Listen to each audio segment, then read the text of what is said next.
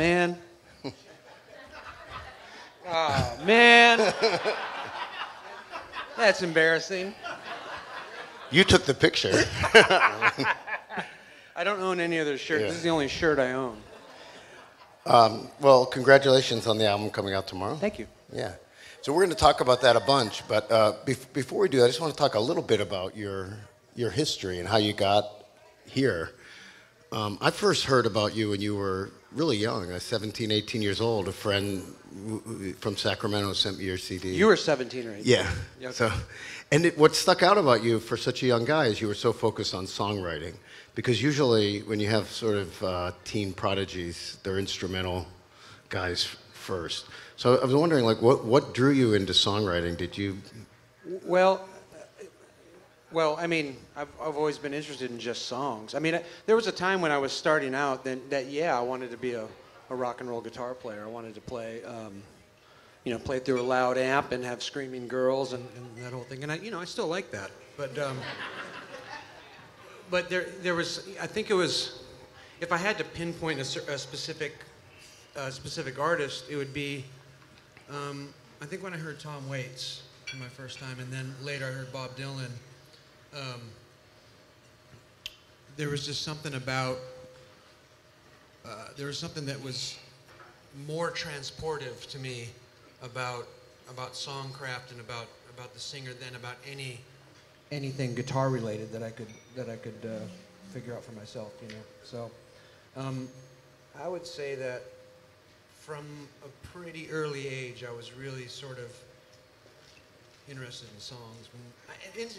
It's hard to say that I'm more interested in songs than like guitar playing because it's all. Well, we're going to get there because you've come around to being a very. You know what I mean? It's sort of like to me, it's like music is music, and you're either a good musician or you're not. Right, but that's about it. What I meant, I think, was that a lot of people start as instrumental virtuosos, especially when they're kids, and they come around to songcraft. Whereas it seems like you started with songcraft and songwriting and developed the instrumental skills. Well, yeah, but to be fair, I think that's particularly with songwriting, it's something that's an evolving skill for somebody, and that's like you're never really, at least for me, like I go through these phases where, the last couple records I would make, I'd try and overcomplicate things, and sometimes I'd overthink things, even be guilty of being cerebral, like too cerebral even. And lately I've been trying to sort of pare it down to what the essence of it is. Like Hank Williams is a good example. It's like, they're simple songs, but they're profoundly meaningful, right? And there's something about that, and that's true with a lot of old blues and roots music too. It's profoundly meaningful, and I mean, for me, that's like I hear something, I hear that, and it's like that's it. That's totally where it's at.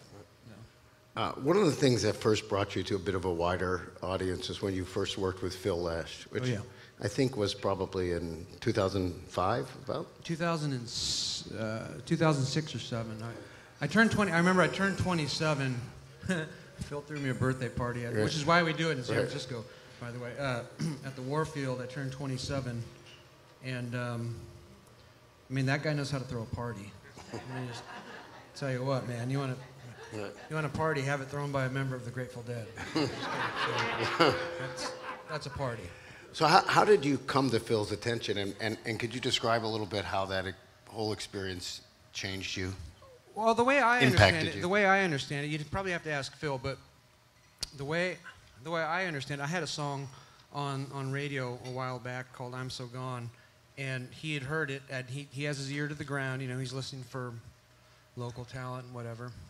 And he came out to see us at one of those festivals, one of those big jam festivals in Tennessee. Bonnaroo. Thank you. Came out to see us. Sorry. Yeah. Whack.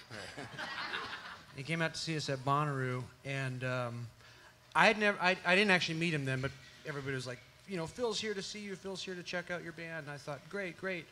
I don't really know who that is, and. And I didn't really know that much about the Grateful Dead. I heard I knew a couple things. And anyhow, he called me up out of the blue, sometime later, I was living in San Francisco at the time. He called me up, and he said, Jackie, this is my Phil impression. He said, Jackie, this is Phil Lesh. And I thought it was like some dude playing a prank on me. I'm like, get out of here, you know. And it turned out it was, and he asked me to come in and help him write some songs for a television show that never materialized. Nothing ever happened with it. But so my first experience with Phil was actually working in a studio, and the next thing I know, you know, we're there. The next thing I know, John Molo, the drummer, walks in. Larry Campbell walks in. Steve Molitz walks in, and we have a band. And the next thing I know, we're going on the road. And he goes, and he gives me a big stack of Grateful Dead music, you know, and you got to remember at that time, I didn't, you know, I knew like Casey Jones, and I knew like, I might have known a verse of Truckin' or something like that. I didn't know Dark Star, I didn't know Cassidy, I didn't know, you know, Sugar Ray, I didn't know any, all this fantastic stuff. So that whole experience for me, and this is to tie it back to the song thing, is what I found in all that was more than like the jamming and all that, was just amazing songs. And I mean, that's the thing that I think makes, I mean, you can call it a Grateful Dead jam band if you want, I don't care, but that's a great song band. They have great songs, is what it, for me, what it boils down to. And you know, they're an American treasure. It's like, yeah, it will go down with Dylan, with Tom Petty, with the Stones. It's great songs, you know, and that's what makes them, for me, what makes them a cut above of a generic jam band. Let's just say, you know, a big cut above. Let's just say. So let's talk about the new album. Mm-hmm, sure. It's an EP technically. So just so everybody gets it straight. I mean, I don't know, it's 6 songs, and so I guess maybe a long time ago that might have been an album, but it's for us it's an EP, and it's a volume 1, which is coming out tomorrow, and there's a volume 2, which is coming out sometime in the winter. And why? I mean, let me ask you this: why are they 2 volumes instead of a next album? Is there a thematic connection? It could have been one record, and that was the initial idea, but I really wanted to have something come out sooner than later, and quite frankly, there was one song I really wanted on it, and I wasn't quite finished with it. So I had to sort of finish that song and put it on volume 2, but as I sort of stepped back and listened to the stuff that I was making, I realized that, oh, you know, it's a little bit like sort of crafting a play. It's like, oh, those kind of things go together, you know. These ones go well together. Yes, they can all go together if you want, but let's try this, you know, let's try it, like put out music. And I'm in a situation now where it's like, you know, I'm not really beholden to any time frames from any labels or anything like that. So I can put out music whenever I want now, which is a effing awesome thing to feeling. Sorry, I don't want to cuss, but to watch my sailor's mouth. Well, I think 6 songs. I think but yeah, so it's just something I wanted to do. Yeah, I think the 6 songs is actually a great length. You listen to it all the way through in one sitting really easily. They go songs. And they're all short, they too. They flow really nicely together. They're all pretty short. Yeah. They're all like simple, I'll play you guys a couple of them later. They're all just sort of simple folk songs, really. Well, I was interested and a little surprised when I read the bio to get a little more information that you had recorded it all yourself. I did. And the reason I was surprised is because don't blame me. It sounds like a band. So is it hard to interact with yourself? It is a band. It's a band of myself. It's my very own band. So yeah, I mean, part of it is, it's honestly for me, it's not that much of a stretch because on every single record that I've ever made, there's at least 1 or 2 songs where it's me playing all the instruments. So it's not that far of a stretch. And the way I've always worked, and the way I've always, I guess my creative process, if you call it that, is I always am working in a studio. I always have had a studio in various levels of sophistication, some nice, some not so nice. And I do a lot of writing in the studio. So I try things out, and a little bit like a quarterback, I kind of sit back and I listen and I say, well, what happens if if a guitar part goes like this here, and I'll go over and I'll play it, and then I'll listen. I'll go, nah, you know. What if I do a harmonium part here? I'll try it, and nah. And so a lot of my process is just me sort of playing quarterback, and that's how I work. Anyway, so like I make different versions of some of these songs, and this is what we end up with is a totally DIY home recorded in a Brooklyn basement folk blues album. And in a way, with banjo and drum machine. What else? Yeah, it's kind of. I'm not afraid. Like I'm not like I don't see myself as a purist anyway. I don't subscribe to any sort of orthodoxy or anything like that. It's like I'll use whatever I have. Like part of my philosophy is that you ought to make records with whatever you got. And some of my favorite records are made on very tight budgets, and you know, people just use what they have, you know, and so you know, I made a record in a Brooklyn basement with whatever gear I could bring with me from California, and that's what you get. Yeah, and in a way, it's kind of a throwback to your first record you made by yourself, sort of. Yeah, in your yeah. I mean, basement or that garage, cost. Yeah, probably cost even less. Yeah. So, I mean, did you think about that when you were doing it, like that you would kind of come full circle to? No, I didn't think about it in those terms. I just think about it as I'm working. You know, the thing is, man, is I do that every day. So it's like, you know, people ask me, is it nice to come home off the road? And yeah, it's nice, but that's when I'm actually going to work. Is when I come home off the road. Is I go down to the my wife is here. You can ask her. I go down to the basement every day. I pack a lunch. I have a little tool belt, you know, a thermos with a coffee. I go downstairs and I hammer some nails into a plank, and I come back up and I have a birdhouse, you know, and that's how I do it, you know. So.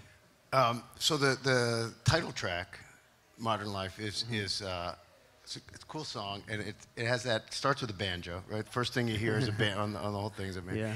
And it's got this sort of jamboree feel, very upbeat music. Yeah. And the lyrics are a little bit dark, I thought, but you don't sing them in the vocal melody. So yeah. I mean, it's supposed to be sarcastic. Yes. It's me being snarky and sarcastic. The song came about actually really, really quickly. It's one of those, like, you know, you probably talk to a lot of songwriters. You could labor over something for a long time, but this one actually came pretty quickly. We were waiting for an Uber to go to the airport, and it just sort of came out. I grabbed a guitar and sang like the first verse and part of the chorus into my phone, and and I finished it on the way to the airport. And I came back and I messed around with a couple different versions of it, and then I recorded it that way. Yeah, it's like banjo. Well, it's like that banjo-tar thing. It's like not really banjo. It kind of sounds like a banjo, but you can play it like a guitar. I have an old like 90s hip-hop MPC drum machine that I would hand play, you know, because I don't know how to make loops, so I have to do it by hand because I'm not that smart. You know, I don't really know how to do that. And then I play real drums to it, and then I would, whatever else, I don't remember what else is on there, mandolin or something, I don't know what else is on there. But, you know, I just come up with what I think. I'm only looking for a song to capture a feel or a vibe. I'm not really that concerned with the particularities of anything. Like, I don't really care if it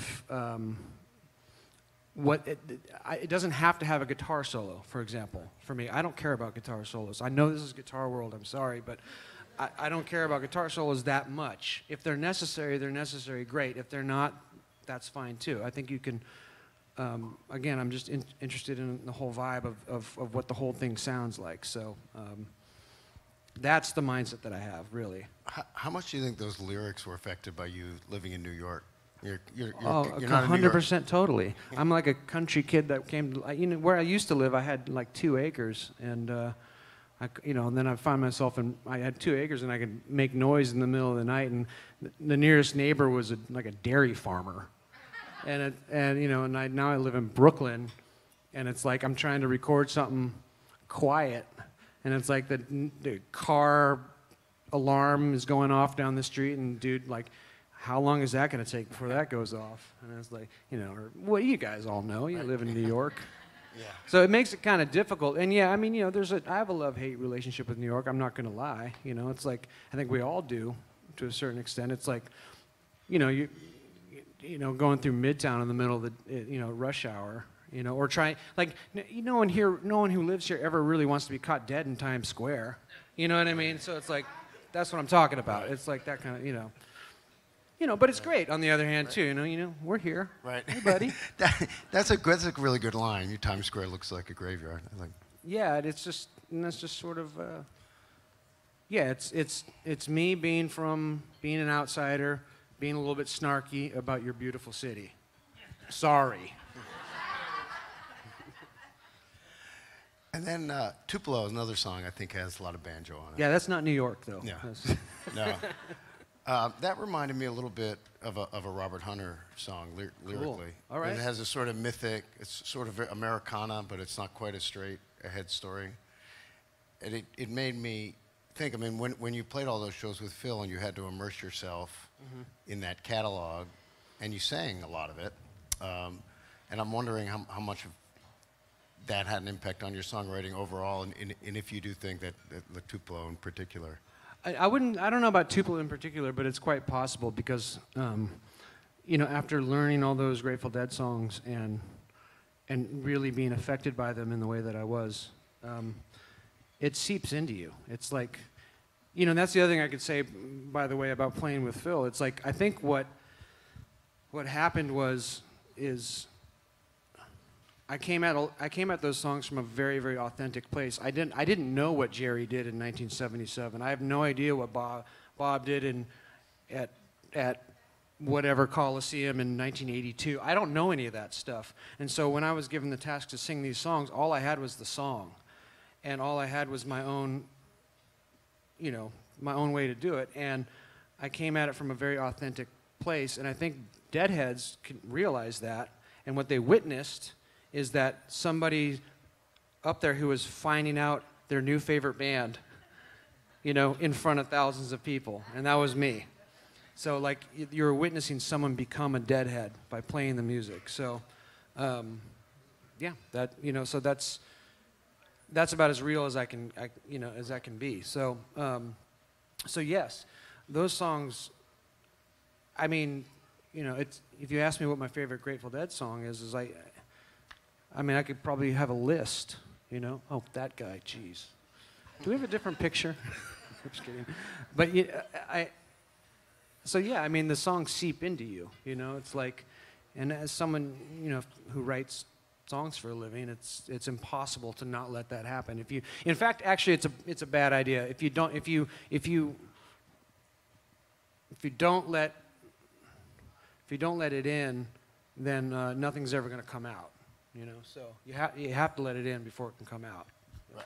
And have you had similar experiences with some of the other artists you've every done artist every artist you've that I done love. Stuff with you did some shows with Levon. You Oh get God, deep into yeah, the band. man. Yeah. Levon Helm. The first time I ever met Levon was up at the barn, and I know a lot of people have had this experience. I was very nervous to meet him. So such a big fan. And we sat in his kitchen and he offered me a Coke in a bottle. He's like, man, you want a Coke in a bottle? And some pork rinds. He loved pork rinds and Coca-Cola in a bottle. And I sat down and smoked a joint. And can I say that? Yeah. Sorry, all right. I don't know, man. I don't know it's the truth. And I felt right at home, and I sat in with him that night, and he was just looking at me, and I was looking at him, and I was singing, he was smiling, I was smiling back at him, and I was like, that's Levon Helm. I was like, and musicians will know this, like when we broke into, like, I don't remember what the tune was, it was a shuffle though, and Levon has a shuffle that doesn't feel like anybody else, and we're playing, and I'm going, damn, that's Levon, man, and that's the feel, that's what it feels like, and I'm just like, so God bless him, and he's just one of my heroes for sure. And another song on the EP, I won't call it an album. Sorry, was that even the question? Yeah, no. I'm just wondering, these experiences you've had playing with these Americana legends, and how much it filtered through, because I am familiar with your very earliest work, and it's certainly in that vein, and I'm going to go back and listen to it with the Tom Waits ear now because I never made that association. Well, that's the impetus. That's the very beginning. And that's going back to like, when I was probably 18 or so, or 19. I mean, I was probably 20. I was 21 when my first record came out. But I'll tell you another story. Actually, I opened for Mark Knopfler a bunch up in Canada. And do you remember? I can't remember exactly what year it was, but there was a huge power outage on the East Coast. Yeah. And was that 2003? So I was supposed to be flying from Boston.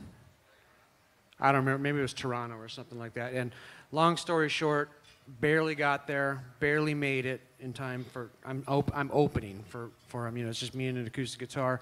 And he comes out and he meets me at the cab. And he tries to carry my guitar for me. He's like, "I'm so glad you could make it, mate." And I was like, "Mark Knopfler? Really?" It's just a sweet, sweet dude, And I couldn't believe it. And I've been very lucky that most of the people that I've met and have gotten to play with have been, really sweet people. Warren Haynes is one of the sweetest people I've ever met. Just super, super cool people. So, and just before we move too much past the album, I just want to mention one other one, Captain's Daughter, which is also feels a little bit Robert Hunter-y or maybe Bandy. It's just a great song with interesting movement in lyrics where I don't quite know what's happening, but it feels like a good story, even though I don't quite know what the story is. I'm not sure I do either. That's actually the one on there that's actually an older song of mine that I sort of resurrected. My friend Tim Bloom, who's a singer in a band called the Mother Hips on the West Coast, which is a fantastic band. The only person I've ever really written songs with is Tim, and he helped me with that one. He's a seafaring kind of a character. Tim is, if you get to know him, he reads a lot about that kind of stuff, but I don't know what to say about it. Yeah. You mentioned before, that you don't feel like every song has to have a guitar solo, and so. Yeah, in fact, I think for me, I'm so sensitive to it that sometimes I try and exhaust every other possibility before I do that. Which isn't to say that I don't like to do it, because the other thing for me is like when we play live, and this is the consequence of playing with Phil and learning a different way to view live performance, which is to say that you can take these songs on any record, and you don't have to perform them that way. It's like if we want to stretch it out and play guitar solos over it, we'll do that live. We don't have to do it on the record. It's like find out what's good for the record. Find out what's good for the song.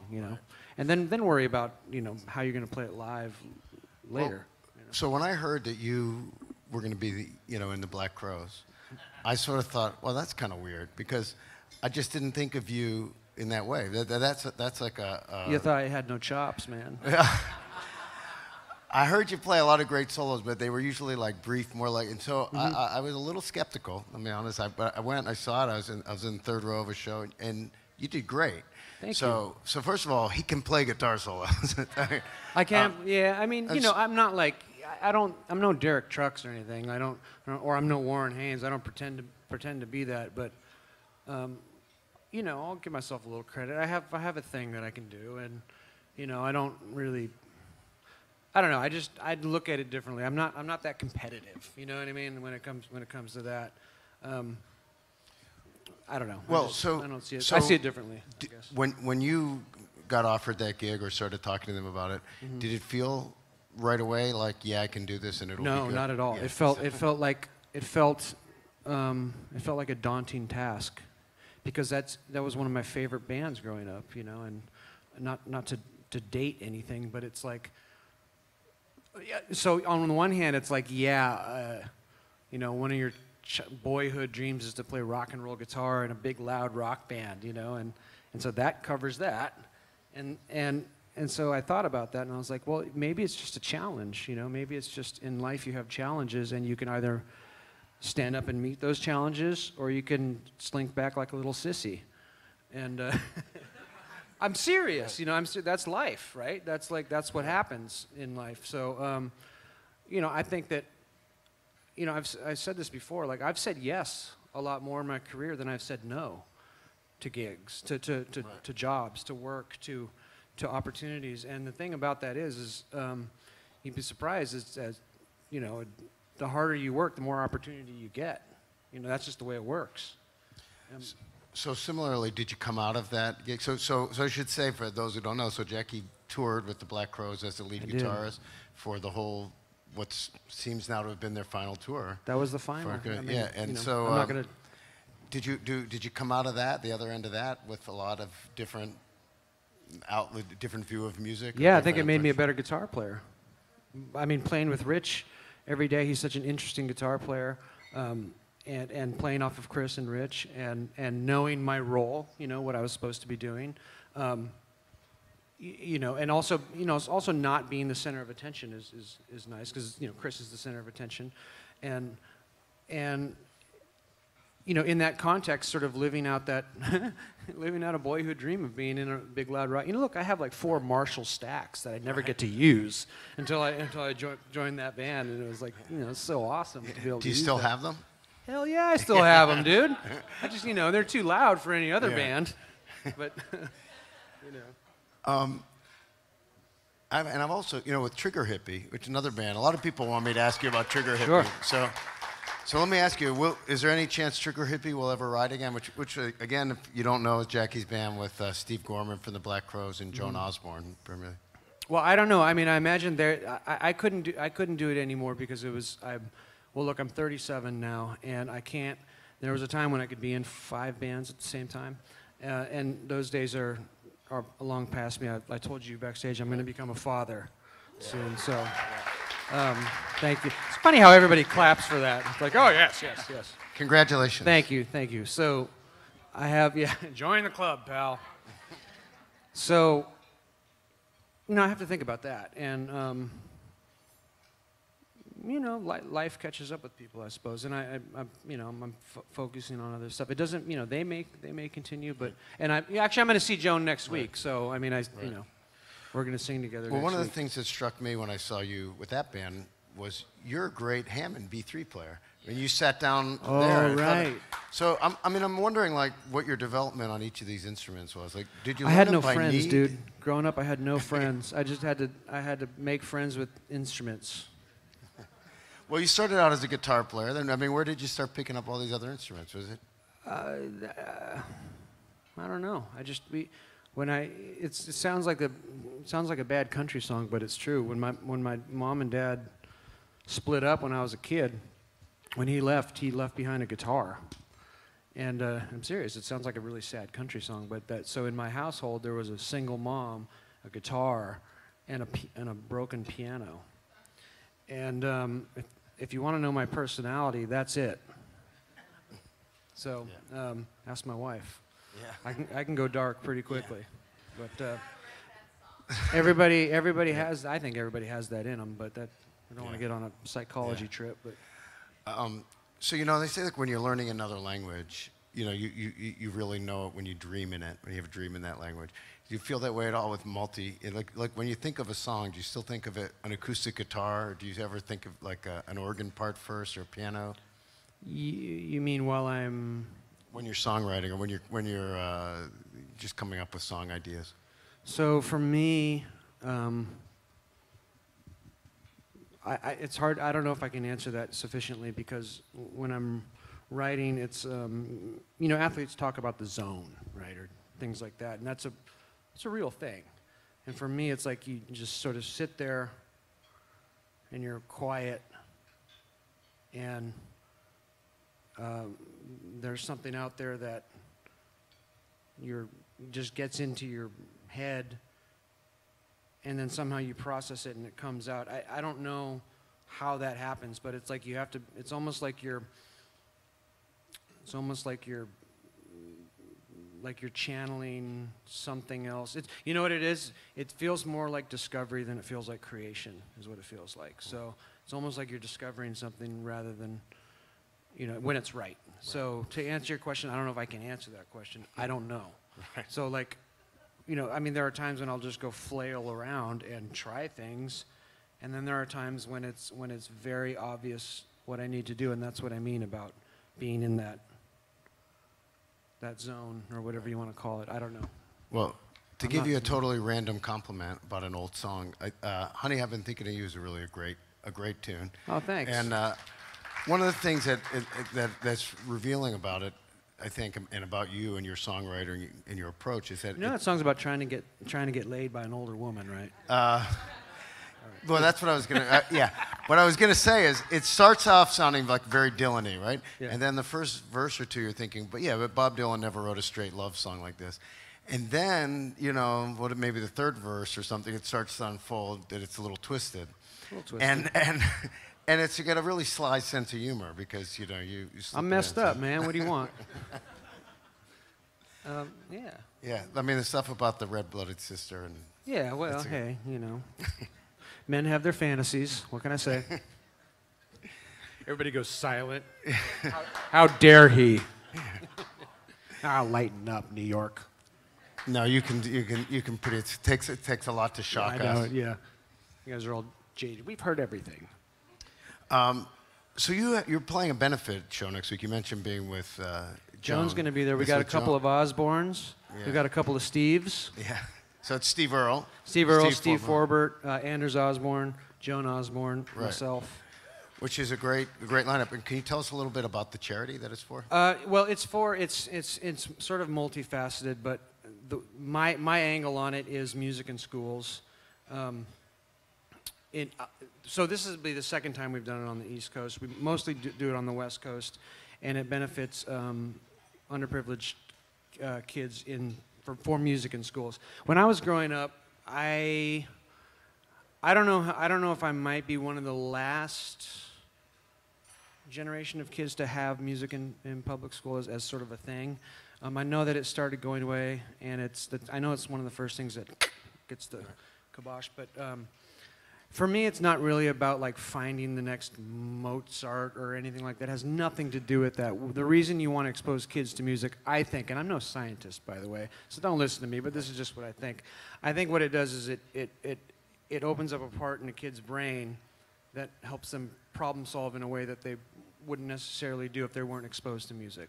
So I think that's the point. It's not like you're trying to find a Jimmy Page, It's like you're not going to, whatever. But I think music's important. Music in schools is important, and this is one of those things that Right. I don't feel shy about talking about. So the benefit is for the Blue Rose benefit. Yeah. It's next Wednesday, the 18th. Next Wednesday, but it's in New Jersey, everybody. Yeah.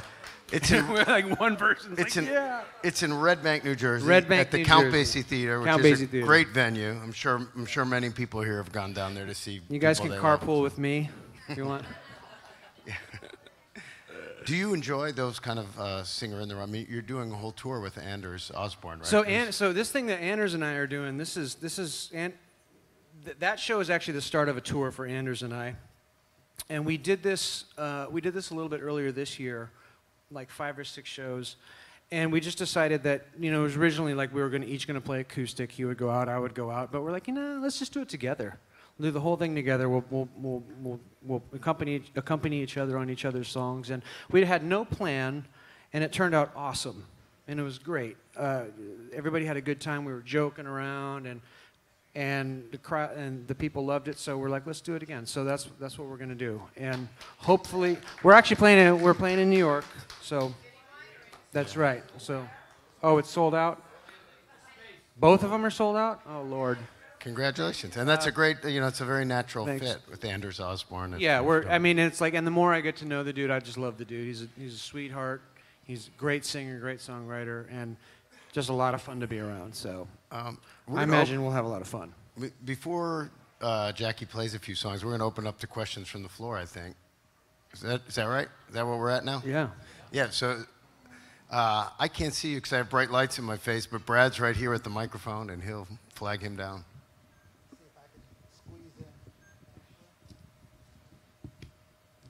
Hi. I'm the New Jersey person. Would you ever consider playing Maple Woodstock? Sorry, I can't. Can you turn up the? I can't hear her. She wants to know if you'll play Maple Woodstock, which is a great music festival in my hometown of Maplewood. In fact, so we can work on that. Okay, you said Maple Woodstock? I play in Woodstock all the time. Yeah.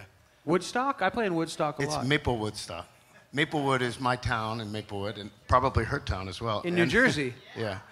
Yeah, we can talk. I can help you with that. Would I ever consider playing it? I consider playing everywhere. I just, I say yes more than I say no. I told you that.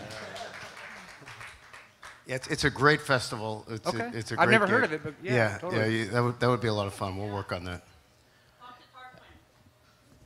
Hey, Jack. Yeah, guys. My question, you mentioned benefits. I know you do a lot of free stuff for people to help raise money. Mm-hmm. One of the things I want to know more about is the December 2nd when you're doing with your brother. That's right. And can you give us a little feed about what you're I'll give doing? you a little bit about it. So my wonderful wife works for CUCS, which is, what's that? Is that what we're talking about? That's what we're talking about. Yeah, yeah. So she supervises a homeless outreach team up in Harlem. She marches up there every day for no money. And sorry, honey. And so that's what this is for. It's for her agency. I get to see firsthand the boots on the ground work that she does, and quite frankly, it's funny. It's like I come home like from a tour, and it's, I'm like, they didn't have Evian water backstage or whatever. I'm not really like that, but you know what I mean. Or I'll complain about something that's ridiculous, and she'll say, "You know what I did today? I saw a starving man urinate himself in the middle of and I'm like, okay, So a little perspective is golden, I think. So Jackie, could you tell us a little bit about where and when that benefit is? Oh, I'm sorry. Yeah. Man, you guys are really putting me on the spot. Where is it? It's December 2nd, right here at the Cutting Room. So, yeah. December 2nd at the Cutting Room. That's here, right? Yeah, that's here. All right. Yeah, thank you. Over here, Alan. Hi. You said you produce at home. Do you also write your songs at home? Yeah, I do everything. Well, I mean, not. Yeah, I mean, on this particular, these particular records that I'm releasing, yeah, I did everything in a basement in, on the border of Bed-Stuy. Yeah, and it doesn't sound like that. Really, it kind of does to me. Yeah. But well, maybe it will to me now too. Yeah. Just think about it. If you listen like with your headphones on, like I was able to duck a lot of stuff out, but like if you listen with your headphones on, you'll hear like a car horn honk every once in a while, because it's like at some point you kind of have to just give up, and you're like, well, that's what it is. Here we are. We're in a basement in New York, So, go figure. Another one over here. Oh. Okay, we're gonna ask one more question. I'm yapping too much, is what's going on. Hey, I saw you with Voodoo Dead, and I saw you play with Brandon Taz. What was it like seeing somebody that young being so great? At Little guitar Brandon. playing? Yes, it was amazing. Dude, that kid's amazing. I've known about that kid for a while. I've played with him a couple times. He is. I mean, if he doesn't, I hope he doesn't burn out. Let's just say that, because he's got so much time and so much potential. He's so good, and it's like the only thing I would say is to just still for him is to just be a kid for a while, and let that sink in. You don't have to be an adult yet. You have all the rest of your life to be an adult. You only have a short time to be a kid. Yeah, and I think he's pretty good at that. I saw him at Tedeschi Trucks Band last night. Yeah. He gave me a big high five. And Yeah, no, I think he's, as long as God, just keep him on the straight and narrow. Yeah. For those of you who don't know, the question was about Brandon Niederauer. Yeah, sorry. Yeah. So. We call him Taz. Yeah. Okay, well, thank you very much. Thank you, Jackie. My pleasure. And Thanks, thank you all. So take a minute to set up. Jackie's going to play. Just so you know, when he finishes, don't rush out. I guess we're going to have to clear out of here, but well, I do want to make sure everyone knows before, that he's going to be out there signing. He's got CDs, which again are out tomorrow, but they're out there. You can get them, and some other merch. So line up out there. Don't rush when he's done. Absolutely. Thank you. Thank you.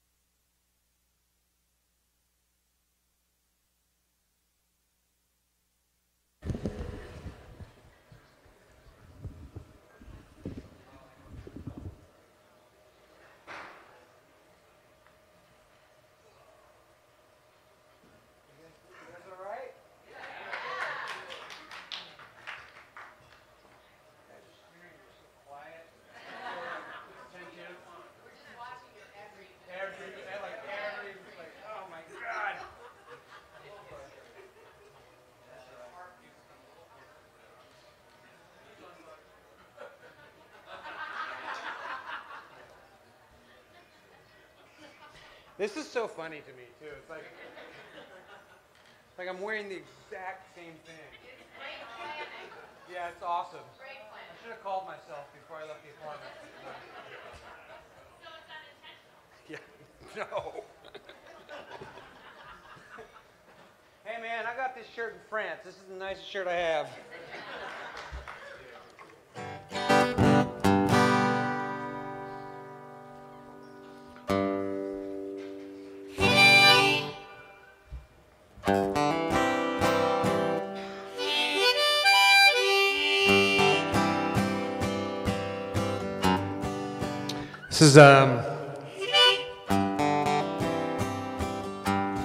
This one's called Modern Lives. Well,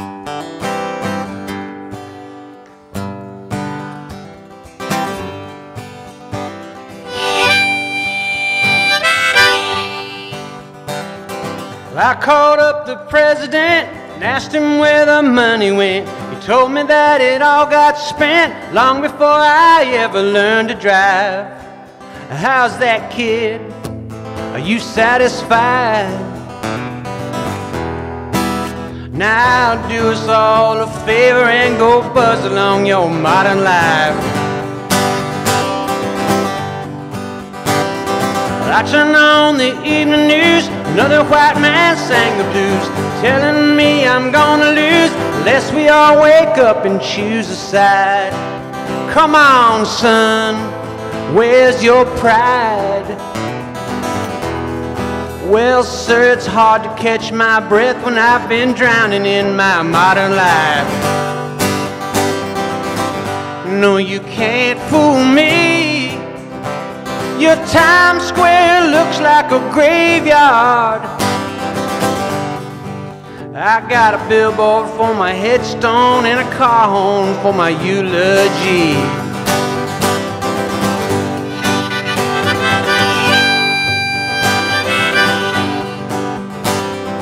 I don't know, but it's been said there's bound to be good times ahead. You might get rich, you might get dead, but either way I'm waiting for a sign. Oh my Lord, you know I'm trying,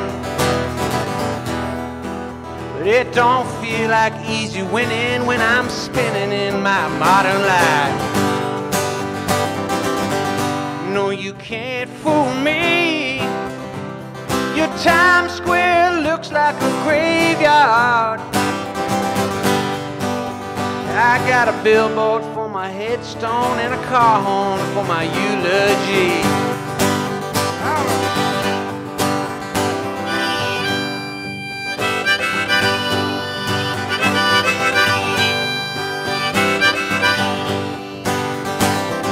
I called up the president, asked him where the money went. He told me that it all got spent long before I ever learned to drive. How's that, kid? Are you satisfied? Now do us all a favor and go buzz along your modern life. Won't you do us both a favor and go buzz along your modern life?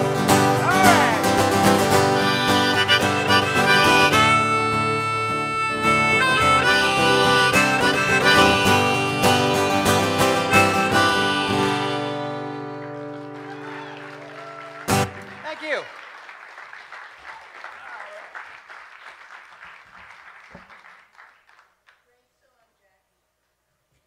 It's short. A lot of these songs on this record are short, and like I said, they're just kind of like folk songs, really.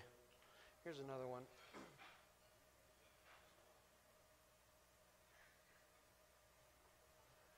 Never really played this one before.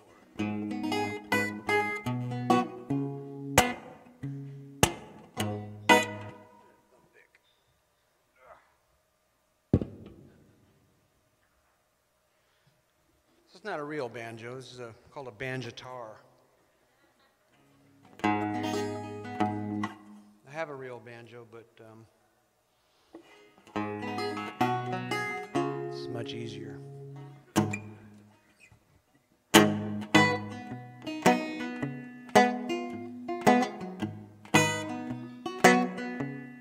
This is called Tupelo.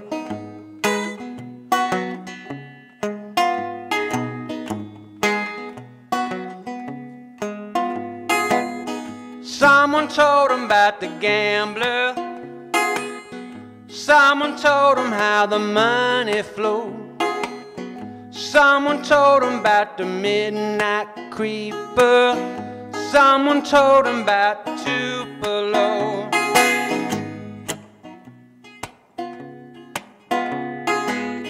Someone told him about the women.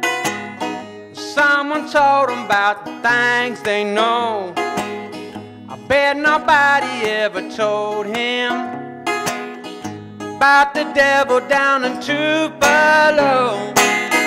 Tupelo, Tupelo, I ain't going down there no more. Tupelo, Tupelo, I ain't going down to Tupelo.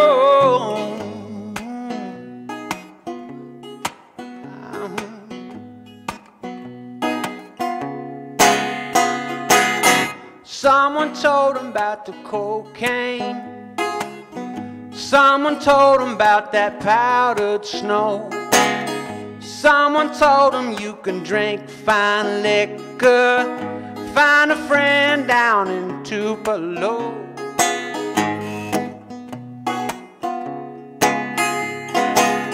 Someone told him about the bright lights.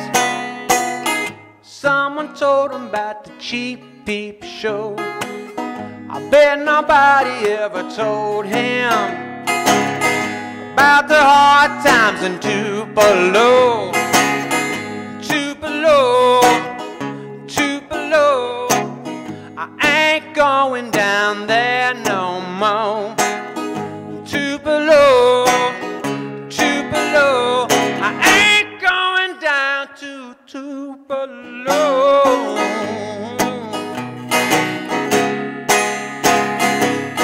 It ain't fair, it ain't fair. You can moan all you like, but the devil don't care. You can run away, but the devil knows you'll be back someday. It ain't none of my business. Son, I hate to see you fall so low. I'm only trying to give fair warning about the devil down in Tupelo. Tupelo, Tupelo, I ain't going down there no more. Tupelo, Tupelo, I ain't going down to Tupelo. Yeah.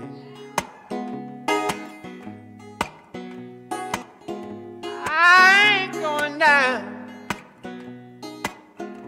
Hard times, hard times.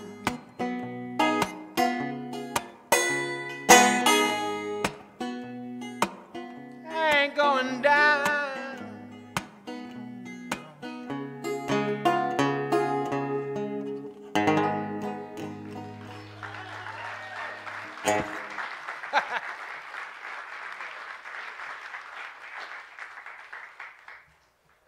I think we have to, I gotta start wrapping this up.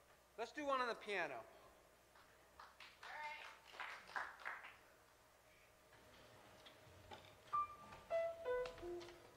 I'm gonna do an old one if that's all right.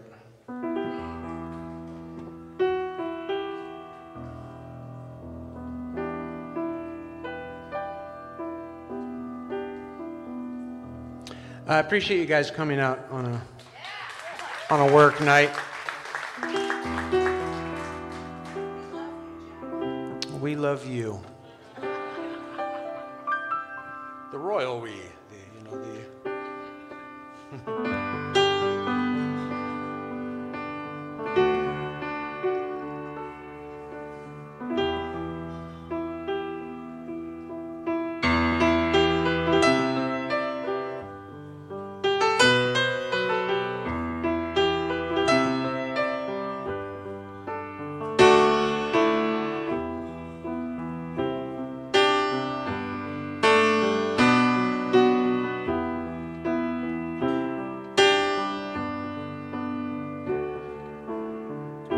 California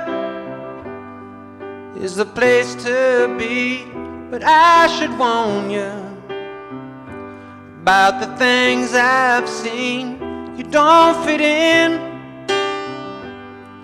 you don't belong. Your so-called friends will all be gone.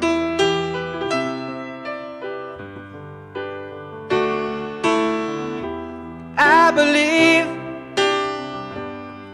the things we say keep us deceived. They get in the way. We run around, we move too fast, and that's the reason nothing lasts.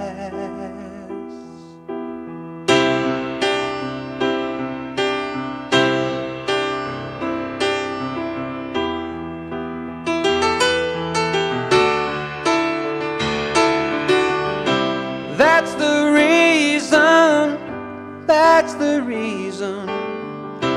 There can be no mistaking.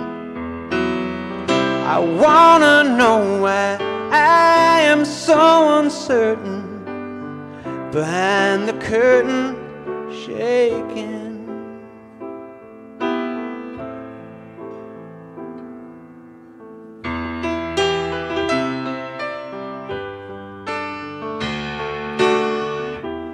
I don't wanna go out like this, curse everybody with an angry fist. You take for granted what's in our past, and that's the reason nothing lasts.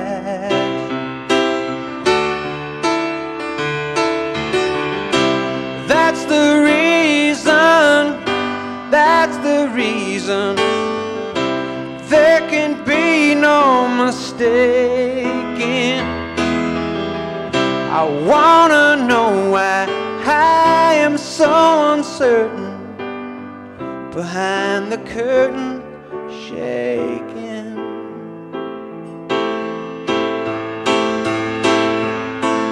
Somebody pointed out to me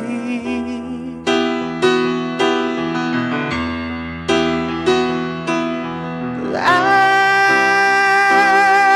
I want one more chance to believe.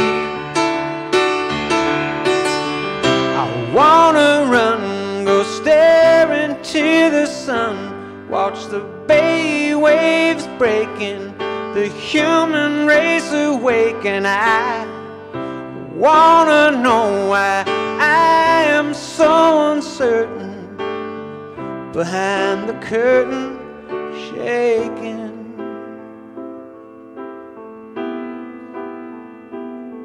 Shaking.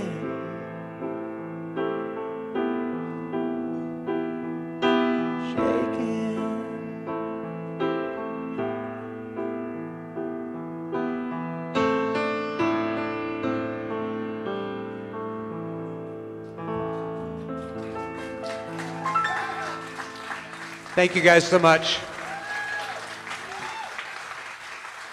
This on? Okay. Hey, let's hear it one more time for Jackie Greene. Thank you. Thank you very much. Thank you, Jackie. Thanks, brother. Thank you all for coming. Thank you to the Cutting Room New York for hosting us. Those of you watching the stream, you can stream the new album, Modern Lives, Volume 1, on guitarworld.com, and you lucky people can go out there, and Jackie will be out in a few minutes and get it directly from him. So thank you again.